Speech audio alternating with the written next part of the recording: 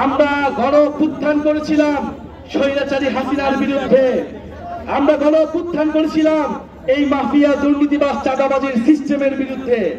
এই চাঁদাবাজিকে আমরা এখনো বিতাড়িত করতে পারি নাই বিধায় আমরা আবারও রাজপথে নেমে এসেছি, আমরা আবারও আপনাদের কাছে এসেছি, আমরা আবারও আপনাদের দুয়ারে এসেছি। আপনারা আমাদের প্রতি আস্থা রাখুন, আমরা ঐক্যবদ্ধভাবে এই চাঁদাবাজ দুর্নীতি এবং মাফিয়া সিস্টেমকে আমরা পরিবর্তন করব। অবশ্যই শহীদদের প্রতি এইটা আমাদের কমিটমেন্ট এবং এই ঘোষণাপত্র অবশ্যই বাস্তবায়ন হতে হবে।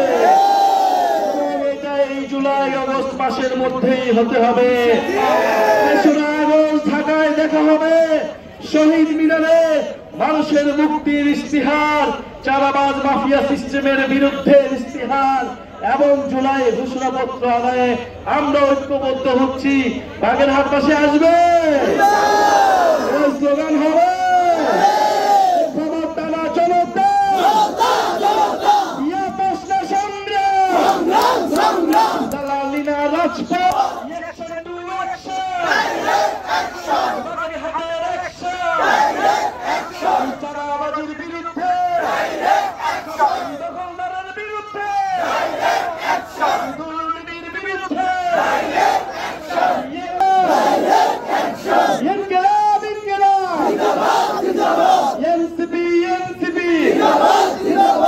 আসসালামু আলাইকুম ওয়া রাহমাতুল্লাহ।